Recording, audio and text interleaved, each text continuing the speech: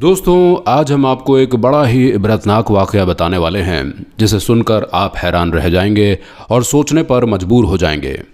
एक खूबसूरत लड़की की शादी भिखारी के साथ हो गई और फिर उस भिखारी ने क्या किया और उसकी शादी खूबसूरत लड़की के साथ कैसे हुई, आगे हम आपको इस वीडियो में बताएंगे। लेकिन अगर आपने इस वीडियो को लाइक नहीं किया है तो इसे अभी लाइक कर दें और अपने दोस्तों के साथ भी शेयर कर दें। दोस्तों, एक बार की बात है, किसी इलाके में एक मालदार और रईस आदमी अपनी बीवी के साथ रहता था। एक बार वो अपनी बीवी के साथ दस्तरखान पर बैठा हुआ खाना खा रहा था। दस्तरखान दुनिया भर की नेमतों से भरा हुआ था। दस्तरखान दुनिया भर की नेमत से भरा हुआ था। उस पर खाने पीने की तरह तरह की चीज़ें रखी हुई थीं। वो दोनों मियाँ बीवी खाने के लिए बिस्मिल्लाह करने ही वाले थे कि इतने में किसी ने दरवाजे से ये आवाज़ लगाई, अल्लाह के नाम पर मेरी मदद करो, मैं काफ़ी दिन से भूखा हूँ। आपके घर में अगर कुछ खाने पीने को है तो अल्लाह के नाम पर मुझे दे दो। ये सुनकर उस शख्स ने अपनी बीवी को हुक्म दिया, ये सारा का सारा दस्तरखान उठाकर इस फ़कीर की झोली में डालाओ। उसकी बीवी ने ऐसा ही किया। सारे पकवानों को पैक करके उस फ़कीर को देने के लिए दरवाजे पर चली गई और सारे पकवानों को फ़कीर की झोली में डालने लगी। औरत जैसे ही सारा खाना फ़कीर की झोली में डाल रही थी कि इतने में उस फ़कीर की नज़र उस औरत के चेहरे पर पड़ गई। औरत के चेहरे को देखते ही वो फ़कीर ज़ोर ज़ोर से और बुलंद आवाज़ में रोने लगा। जब औरत के शौहर ने सुना कि फ़कीर ज़ोर ज़ोर से रो रहा है तो वो दरवाजे पर आया और अपनी बीवी से कहने लगा, ये फ़कीर को क्या हो गया है, इसे खाने के लिए इतना कुछ दे दिया है, फिर ये क्यों रो रहा है। बीवी बोली, आप अंदर चलिए, मैं आपको सब कुछ बताती हूँ। उसके बाद वो दोनों मियाँ बीवी घर का दरवाज़ा बंद करके अंदर आ गए। फिर बीवी ने अपने शौहर को बताया कि ये जो फ़कीर था जो हमारे दरवाजे पर भीख मांगने आया था, ये कभी मेरा शौहर हुआ करता था।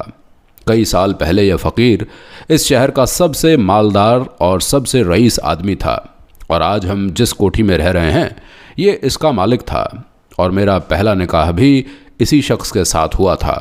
शादी के कुछ दिनों के बाद हम दोनों भी ऐसे ही दस्तरखान पर बैठकर खाना खा रहे थे।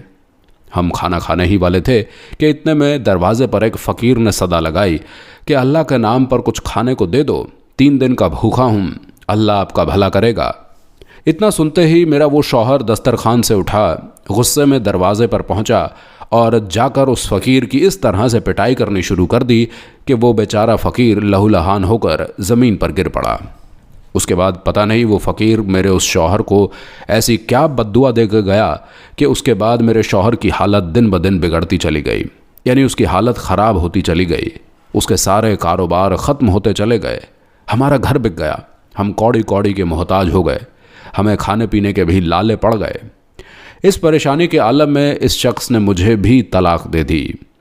उसके बाद कुछ साल गुजरे तो मेरा निकाह आपके साथ हो गया। अल्लाह के करम से मैं वापस इसी कोठी में आ गई।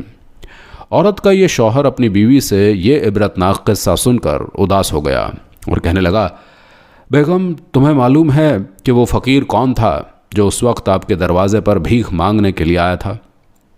बीवी ने कहा, जी नहीं, मुझे नहीं मालूम कि वो फ़कीर कौन था। तो इस पर उसका शौहर कहने लगा, बेगम, उस वक्त जो फ़कीर आपके दरवाजे पर आया था वो मैं ही था। तो ये सुनकर बीवी हैरान हो गई और अपने हाथ अल्लाह की बारगाह में उठाए और कहने लगी, या अल्लाह, उस शख्स की एक एक चीज़ इस फ़कीर की झोली में डाल दी। उसका माल, उसकी दौलत, गाड़ी, कोठी इसकी झोली में डाल दी। तो दोस्तों, यही होता है जब इंसान किसी मज़लूम पर जुल्म करता है। याद रखें, कभी भी किसी इंसान पर जुल्म न करें, क्योंकि मज़लूम के मुंह से निकली हुई बद्दुआ ज़रूर पूरी होती है। दोस्तों, इसी तरह एक बार की बात है कि एक रात कड़ाके की ठंड पड़ रही थी और उस ठंडी रात में एक गरीब बुजुर्ग एक करोड़पति के घर के सामने बोरिया ओढ़े हुए लेटा हुआ था। वो अरबपति आदमी अपने घर से ही कहीं बाहर गया हुआ था। जब वो वापस आया तो उसने देखा कि उसके घर के सामने कोई सर्दी की रात में बोरियां ओढ़े पड़ा हुआ है। वो उस शख्स के पास गया। उसने देखा उस बोरियों में एक बुजुर्ग इंसान पड़ा हुआ है। उसने पूछा, बाबा, क्या आपको ठंडी रात में सर्दी महसूस नहीं हो रही है? और तुम्हारे पास तो पहनने और ओढ़ने के लिए भी कुछ नहीं है। आप यहीं पर रुको, मैं अंदर से कुछ कपड़े लाकर देता हूँ। ये सुनकर उस बुजुर्ग ने कहा, साहब रहने दीजिए, मुझे इसी तरह से सोने की आदत सी हो गई है। लेकिन वो करोड़पति कहने लगा, नहीं, मैं अभी आपके लिए कपड़े लेकर आता हूँ। उसके बाद वो अपने महल के अंदर चला गया।